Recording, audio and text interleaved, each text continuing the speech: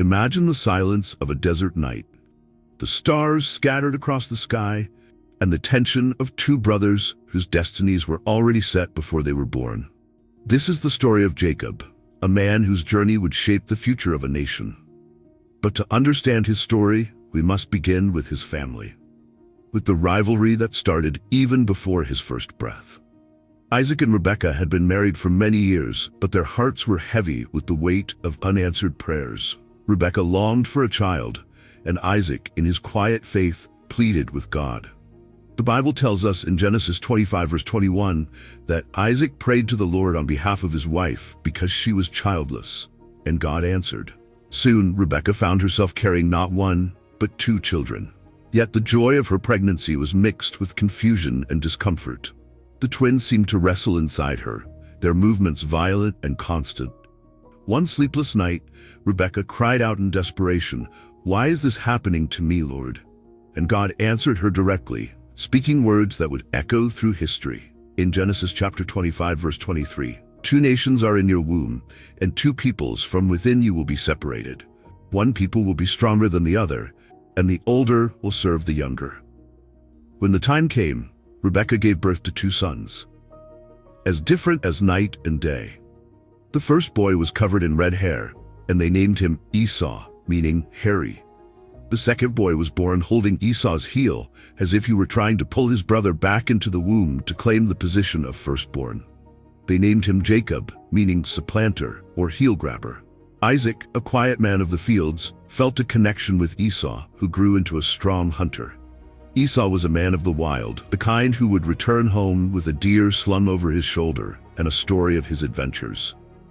Isaac admired this strength and independence. But Jacob, a quieter and more contemplative soul, stayed close to the tents. He learned to cook, manage the flocks, and handle the daily affairs of their family. Rebekah adored him, sensing perhaps the divine favor that had been promised for the younger son.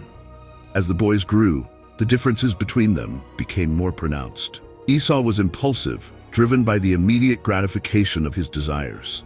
Jacob was calculating, always thinking 3 steps ahead. These traits set the stage for one of the most dramatic moments in their relationship. It began on an ordinary day. Esau had been out hunting, and the hot sun had drained his energy. As he stumbled back into the camp, his stomach growled with hunger. The aroma of something rich and savory hit him before he saw the source. Jacob was stirring a pot of red lentil stew over the fire. "Give me some of that stew," Esau demanded, his voice hoarse. Jacob looked up from the pot, a thoughtful expression crossing his face. "I'll give you some," he said slowly, "but first, sell me your birthright." Esau blinked, momentarily stunned by the audacity of the request. The birthright was more than an inheritance. It represented the blessing of the firstborn, the promise of leadership in the family, and a double portion of wealth. But in that moment, none of that mattered to Esau. He was hungry, and the pangs in his stomach drowned out any sense of reason. "What good is my birthright if I die of hunger?" he snapped. "Fine, you can have it. Just give me the stew." Jacob's hands didn't shake as he ladled the stew into a bowl and handed it to his brother. He watched as Esau ate, his face unreadable. Inside, however, Jacob felt the thrill of victory. He had just secured a future that would have otherwise belonged to his older brother. Years passed, but the tension between the brothers only grew. Their parents, Isaac and Rebekah, unintentionally deepened the divide. Isaac favored Esau, delighting in the wild game he brought home, while Rebekah cherished Jacob, who stayed close to her heart. Rebekah often remembered God's promise, "The older will serve the younger." Perhaps she whispered these words to Jacob as they sat together in the quiet of the evening. Perhaps they shaped Jacob's belief that his destiny lay in claiming what his brother seemed to take for granted. One day Isaac, now old and nearly blind, called Esau to him. "My son," he said, his voice frail, "I am an old man and don't know the day of my death. Take your weapons and hunt some game for me. Prepare me the kind of food I like, so that I may give you my blessing before I die." Esau nodded and left, eager to fulfill his father's request. But Rebekah overheard their conversation, and her heart raced. The blessing of the firstborn was about to be given to Esau against the will of God. She couldn't let it happen. Rebekah rushed to Jacob. "Listen carefully," she said. Your father has sent Esau to hunt game and prepare a meal so he can give him his blessing. But you must act quickly. Go to the flock and bring me 2 choice young goats. I'll prepare them the way your father likes, and you will take it to him to receive the blessing." Jacob hesitated. "But Esau is hairy and I'm smooth-skinned. If my father touches me, he'll know I'm deceiving him, and I'll be cursed instead of blessed." "Let the curse fall on me," Rebekah said firmly. "Just do what I say." Reluctantly, Jacob followed her instructions. Rebekah dressed him in Esau's clothes and covered his hands and neck with goatskins. The disguise was crude but convincing. When Jacob entered his father's tent, his heart pounded. "My father," he said. Isaac turned his head toward the voice. "Who is it?" Jacob swallowed. "I am Esau, your firstborn. I've done as you told me. Please sit up and eat some of my game so you may give me your blessing." Isaac hesitated, suspicion flickering in his blind eyes. "How did you find it so quickly, my son?" "The Lord your God gave me success," Jacob lied, his voice steady. Isaac reached out and touched Jacob's hands, feeling the rough goatskins. "The voice is the voice of Jacob, but the hands are the hands of Esau," he murmured. Satisfied, Isaac blessed Jacob, passing on the covenant promises of God. When Esau returned and discovered the deception, his roar of anger echoed through the camp. "Jacob has deceived me these 2 times, he cried. "He took my birthright, and now he's taken my blessing." Consumed with rage, Esau vowed to kill Jacob. Rebekah, hearing of his plan, urged Jacob to flee to her brother Laban's house in Haran. "Go, my son," she said, tears streaming down her face.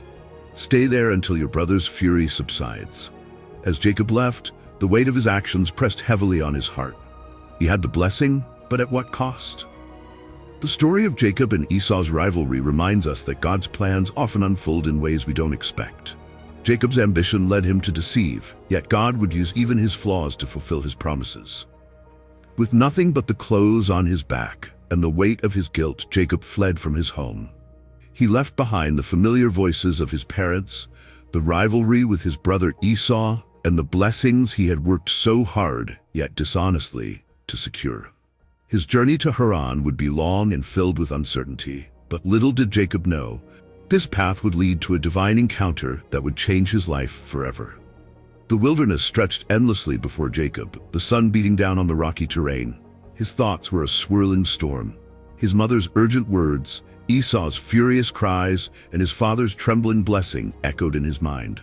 Was he truly the man destined to carry God's promise? Or was he a fraud, a deceiver, unworthy of the blessing he had stolen? As day turned to night, Jacob's footsteps grew heavier. Exhausted and alone, he found a spot to rest.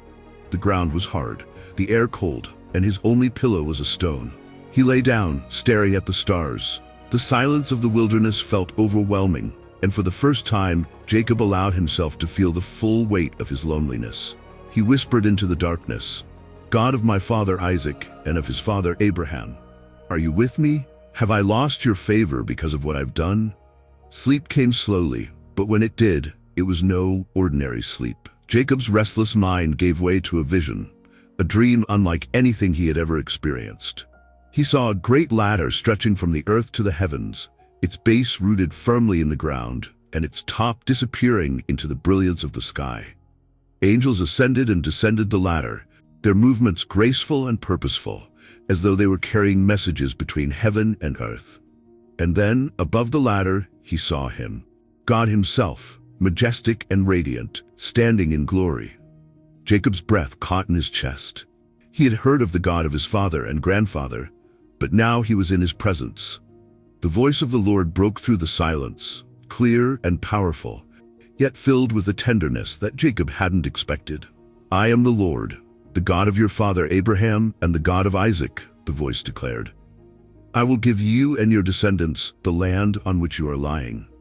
Your descendants will be like the dust of the earth, and you will spread out to the west and to the east, to the north and to the south. All peoples on earth will be blessed through you and your offspring." Jacob's heart pounded as he took in the enormity of the promise. He, the younger son, the deceiver, the one fleeing for his life, was being entrusted with the same covenant that God had made with Abraham and Isaac.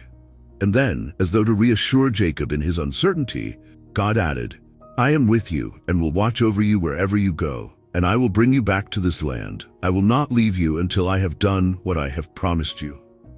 When Jacob awoke, the dream lingered in his mind as vividly as though it had just happened. He sat up, his hands trembling. The barren wilderness around him now felt alive, sacred. He whispered, "Surely the Lord is in this place, and I was not aware of it." He looked around, the awe in his voice giving way to a sense of reverence and fear. How awesome is this place! This is none other than the house of God. This is the gate of heaven. Jacob's heart was a mixture of emotions, gratitude, wonder, and unworthiness. In his mind, he replayed God's words, "I am with you." Despite his flaws and failures, God had chosen to reaffirm his covenant with him. As the first rays of sunlight broke over the horizon, Jacob took the stone he had used as a pillow and set it upright as a pillar. This act was not just symbolic, it was his way of marking the spot where heaven had touched earth. He poured oil over the stone, anointing it as a holy place. Then he named the place Bethel, which means house of God. It was here in the middle of the wilderness that Jacob felt the nearness of God like never before. Jacob knelt before the pillar, his voice steady but filled with emotion. "If God will be with me and will watch over me on this journey I am taking, and will give me food to eat and clothes to wear so that I return safely to my father's household, then the Lord will be my God."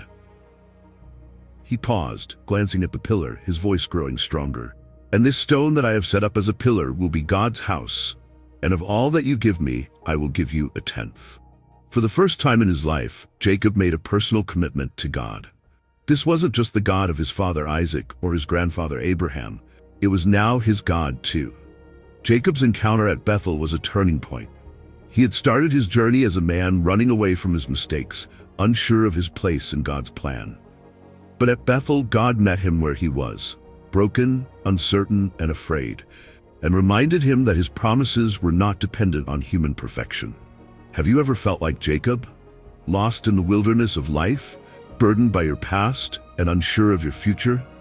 Jacob's story reminds us that God's grace meets us in our lowest moments. His plans for us are not thwarted by our failures. From Bethel, Jacob's journey continued, but he was no longer the same man who had fled in fear. He carried with him the assurance of God's presence and a renewed sense of purpose. What lay ahead would test his faith and patience, but the foundation was now set. Jacob left Bethel with a renewed sense of purpose and God's promise fresh in his heart. But as he continued his journey to Haran, he couldn't have imagined the challenges and heartbreak that awaited him. In the coming years, Jacob would find love, endure betrayal, and learn hard lessons about patience and perseverance. Let us follow Jacob as he meets Rachel and works for her hand in marriage. After weeks of travel, Jacob finally approached the outskirts of Haran. The sight of a well greeted him, surrounded by shepherds resting with their flocks. Jacob's throat was dry, and the fatigue of the journey weighed heavily on his body. But there was something about this moment, a sense that his life was about to change. "Brothers," Jacob called out, his voice hoarse yet eager. "Where are you from?" One of the shepherds looked up and replied, "We're from Haran." Jacob's heart leapt. "Do you know Laban, the son of Nahor?" he asked. "We know him," the shepherd said with a nod. "In fact, here comes his daughter Rachel with her father's sheep." Jacob turned, and for a moment, the world seemed to pause. Walking toward the well was a young woman, her beauty radiant, her movements graceful as she led a flock of sheep. Her presence stirred something deep within Jacob, an immediate connection, a certainty that this was the woman he was meant to meet. As she approached, Jacob sprang into action. He saw that the shepherds had not yet removed the large stone covering the well. Without hesitation, he rolled the stone away himself, his strength fueled by adrenaline and excitement, and watered Rachel's flock. "Who are you?" Rachel asked, her voice curious but kind. "I am Jacob, son of Rebekah," he said, his words tinged with emotion. "Your father Laban is my uncle." Rachel's eyes widened in surprise and joy. She turned and ran back to tell her family the news. It wasn't long before Laban himself came to greet Jacob, embracing him warmly and inviting him into their home. In Laban's house, Jacob recounted his journey, the struggles, the dream at Bethel, and the promise of God's blessing. Laban listened intently, nodding with approval. "You are my flesh and blood," he said. "Stay with us." Days turned into weeks, and Jacob settled into life in Haran. But his thoughts constantly returned to Rachel. Her laughter, her kindness, her beauty, all of it captivated him. He watched her tend the sheep with care, her presence a constant source of light in his life. One evening, Jacob gathered his courage and approached Laban. "I have been working for you as a guest," he said, "but I would like to make a proposal. I will serve you for 7 years in exchange for Rachel's hand in marriage." Laban stroked his beard thoughtfully. "It's better that I give her to you than to another man," he said with a smile. "Stay and work for me." Jacob agreed, his heart soaring with the promise of a future with Rachel. The 7 years Jacob worked for Rachel felt like only a few days, so deeply was he in love with her. Each sunrise brought new opportunities to see her, to speak with her, to imagine the life they would build together. Jacob's labor was tireless.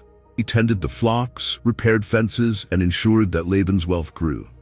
His dedication was driven not by obligation, but by the joy of knowing that Rachel's hand in marriage was waiting for him at the end. During those years, Jacob often reflected on his journey. He had left home as a deceiver, a man fleeing from his past. But here in Haran, he was learning the value of hard work, the sweetness of love, and the importance of trust. Finally, the day came when Jacob's long wait was over. He approached Laban and said, "Give me my wife. My time is completed, and I want to make her my own." Laban agreed, and the preparations for the wedding began. The festivities were grand, with music, dancing, and laughter filling the air. Jacob's heart was full as he envisioned his life with Rachel.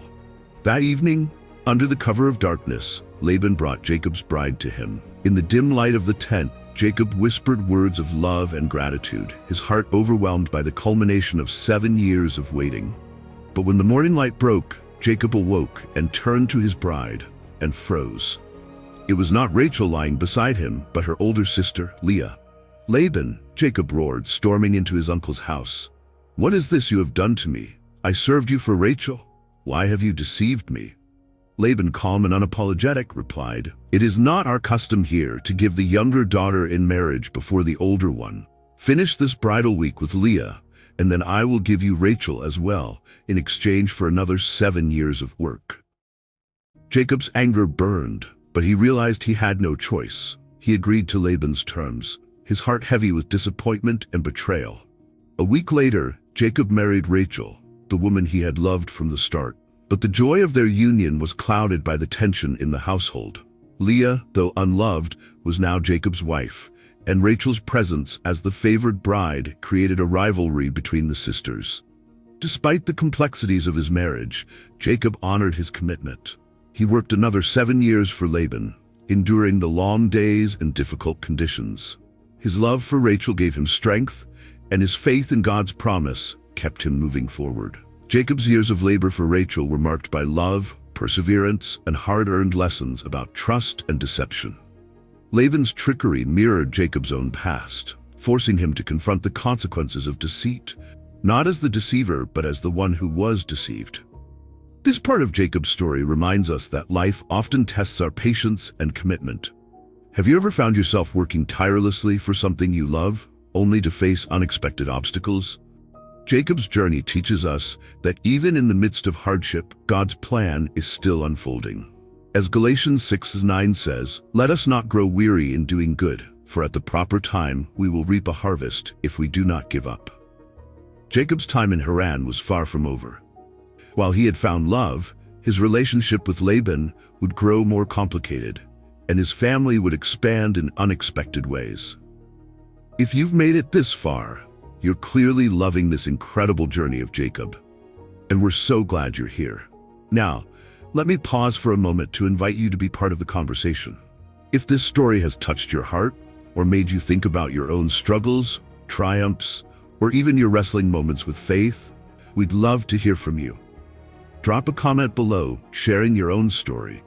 Whether it's a struggle you've overcome, a lesson you've learned, a favorite verse, or a moment of joy that changed your life.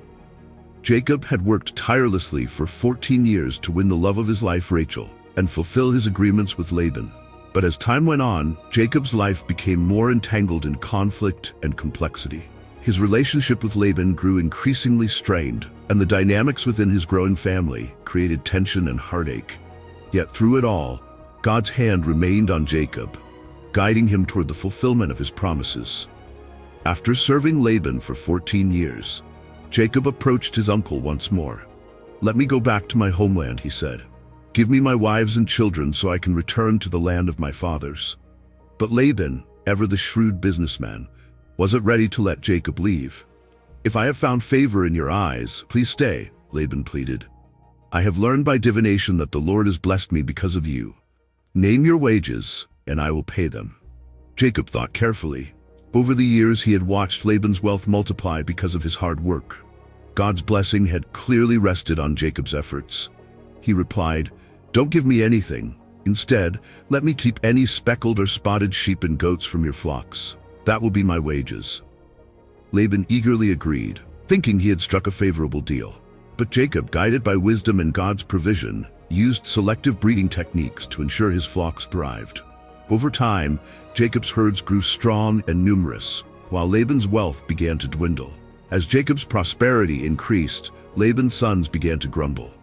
"Jacob has taken everything that belonged to our father," they whispered. "All his wealth comes from what was our father's." The atmosphere in Laban's household became tense and hostile.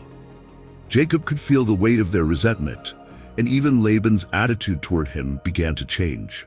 It was then that God spoke to Jacob, saying, "Go back to the land of your fathers and to your relatives, and I will be with you." Jacob knew it was time to leave, but he also understood that doing so would not be easy. He decided to leave in secret, gathering his family and flocks for the journey. Meanwhile, within Jacob's household, another kind of tension was brewing. Though Jacob's heart belonged to Rachel, Leah was his first wife, and God had seen her sorrow. Because Leah was not loved, he enabled her to conceive, the Bible tells us, but Rachel remained childless. Leah gave birth to 4 sons in quick succession: Reuben, Simeon, Levi, and Judah. With each child, she hoped to earn Jacob's love. "Surely my husband will love me now," she said after Reuben was born. But Jacob's heart remained distant. Rachel, on the other hand, was devastated by her inability to conceive. Her envy of Leah consumed her, and one day she confronted Jacob in desperation. "Give me children, or I'll die," she cried. Jacob's frustration boiled over. "Am I in the place of God, who has kept you from having children?" he snapped. Rachel, determined to build a family, gave her servant Bilhah to Jacob as a surrogate. Through Bilhah, Rachel gained 2 sons, Dan and Naphtali. Leah, not to be outdone, gave her servant Zilpah to Jacob, who bore 2 more sons, Gad and Asher. The competition between the sisters continued. Leah had 2 more sons, Issachar and Zebulun, and finally a daughter, Dinah. But Rachel's prayers were not forgotten. In time, God remembered her, and she gave birth to a son, Joseph, whose arrival brought immense joy to Jacob's heart. As Jacob's family expanded, so did his flocks. But Laban, noticing Jacob's growing wealth, began to interfere. He changed Jacob's wages multiple times, each time trying to limit his success. Yet God's favor remained with Jacob, and despite Laban's schemes, Jacob's prosperity continued to grow. One night, Jacob had a dream in which God spoke to him. "I am the God of Bethel, where you anointed a pillar and made a vow to me," God said. "Now leave this land at once and go back to your native land." Jacob knew it was time to act. He called Rachel and Leah to the fields and explained the situation. "Your father has been unfair to me," he said, "but God has been with me. He has seen how I've worked and how your father has treated me. It's time for us to leave." Rachel and Leah agreed. "Do we still have any share in our father's inheritance?" they asked bitterly. "He treats us as foreigners and has sold us for his own gain.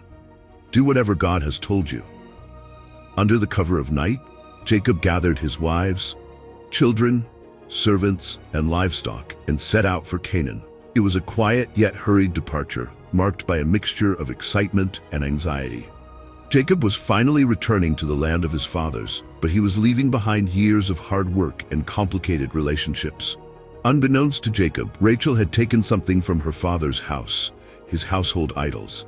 She hid them in her belongings, a decision that would later bring conflict. 3 days after Jacob's departure, Laban discovered their absence. Furious, he gathered his men and pursued them, catching up with Jacob in the hills of Gilead. Laban confronted Jacob, his voice filled with anger. "What have you done?" he demanded. "Why did you deceive me and carry off my daughters like captives? Why didn't you tell me so I could send you away with joy and singing?" Jacob, exhausted from the journey and Laban's hostility, replied, "I was afraid you would take your daughters from me by force. As for your household gods, search for them. If anyone has them, they shall not live." Laban searched the camp, but Rachel had hidden the idols in her camel's saddle and sat on them.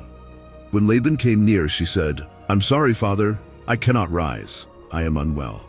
Laban left without finding the idols, but the tension between him and Jacob remained. After the confrontation, Jacob and Laban agreed to part ways peacefully. They set up a heap of stones as a witness to their covenant. "May the Lord keep watch between you and me when we are away from each other," Laban said. The two men shared a meal, and the next morning, Laban kissed his daughters and grandchildren goodbye before returning home. Jacob watched Laban disappear into the distance, his heart a mixture of relief and hope. He was finally free to move forward, but the next step of his journey would bring its own challenges. Jacob's years with Laban were marked by hard work, family struggles, and personal growth. Through it all, God remained faithful, blessing Jacob despite the deceit and tension that surrounded him. Have you ever faced seasons where progress seems slow and challenges overwhelming? Jacob's story reminds us that God is present even in the midst of our struggles, working behind the scenes to fulfill his promises. With his family and flocks in tow, Jacob was heading back to Canaan. But his journey was far from over. One of his greatest challenges still lay ahead, facing his brother Esau. Jacob had spent 20 long years in Haran, enduring hardship, building his family, and accumulating wealth. Now, at God's command, he was returning to Canaan, the land of his fathers. But one question loomed in his mind. What would happen when he faced his brother Esau? The last time they had seen each other, Esau had vowed to kill him. As Jacob prepared for this fateful encounter, he would experience a divine struggle that would forever change his identity and his destiny. The journey back to Canaan was filled with tension.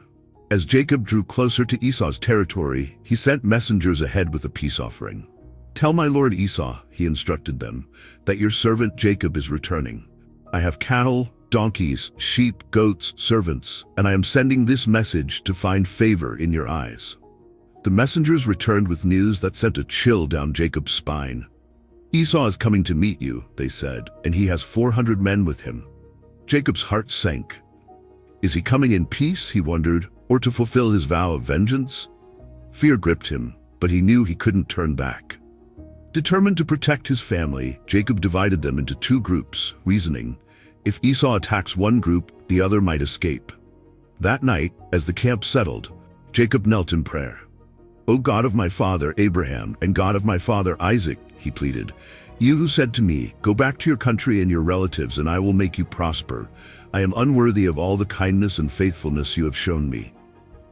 Save me, I pray, from the hand of my brother Esau, for I am afraid he will come and attack me and my family." Jacob decided to send a lavish gift ahead to Esau as a gesture of goodwill. He carefully prepared groups of livestock: 200 female goats, 20 male goats, 200 ewes, 20 rams, 30 camels with their young, 40 cows, 10 bulls, 20 female donkeys, and 10 male donkeys. Each group was sent ahead with instructions for the servants. When Esau meets you and asks, "Whose animals are these?" say, "They belong to your servant Jacob. They are a gift sent to my lord Esau, and he is coming behind us." Jacob thought, "I will pacify him with these gifts. Perhaps he will accept me." That night, Jacob sent his family and possessions across the Jabob River, but he himself stayed behind, alone. The stillness of the night was broken when a man appeared out of the shadows and began to wrestle with him. Jacob's instincts took over, and he grappled with the stranger, their struggle fierce and unrelenting. Hours passed, and neither Jacob nor the man could overpower the other. The fight was not just physical. It was spiritual, emotional, and deeply personal. Jacob sensed there was something extraordinary about his opponent. This was no ordinary man. It was God himself in human form. As dawn approached, the man touched Jacob's hip, wrenching it out of its socket. Pain shot through Jacob's body, but he refused to let go. "Let me go, for it is daybreak," the man said. But Jacob, his face glistening with sweat and tears, replied, "I will not let you go unless you bless me." The man asked, "What is your name?" "Jacob," he answered. Then the man said, "Your name will no longer be Jacob, but Israel, because you have struggled with God and with humans and have overcome." Jacob's breath caught in his throat. Israel, meaning he struggles with God. His identity was no longer tied to his past as a deceiver. He was now a man transformed by divine encounter, marked not only by a new name, but by the limp he would carry for the rest of his life. Jacob asked, "Please tell me your name." But the man replied, "Why do you ask my name?" Then he blessed Jacob and disappeared. As the sun rose, Jacob named the place Peniel, meaning the face of God. Limping away, he marveled that he had seen God face to face and yet lived. The next day, Jacob saw Esau approaching with 400 men. His heart pounded, but he took a deep breath and stepped forward, bowing to the ground 7 times as he approached his brother. To Jacob's astonishment, Esau ran to meet him. Not with anger, but with open arms. Esau embraced Jacob, throwing his arms around him and weeping. The years of separation and animosity melted away in that moment of reconciliation. Esau looked at Jacob's family and asked, "Who are these with you?" "These are the children God has graciously given your servant," Jacob replied. One by one, his wives and children came forward, bowing before Esau. Esau then asked, "What do you mean by all these flocks and herds I met?" Jacob said, "To find favor in your eyes, my lord." But Esau shook his head. "I already have plenty, my brother. Keep what you have for yourself." Jacob insisted, saying, "No, please.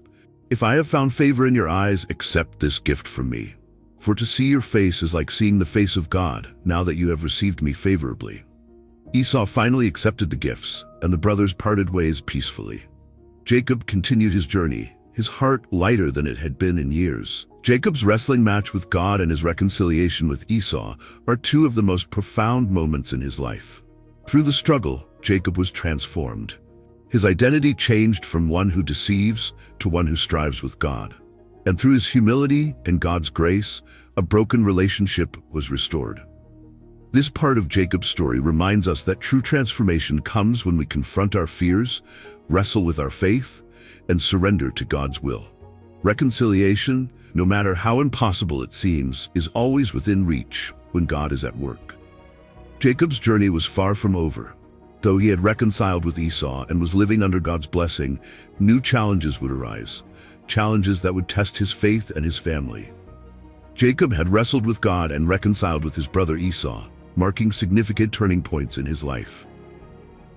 But his journey was far from over. As Jacob settled into the land of Canaan with his growing family, he faced trials that would shape his character and future.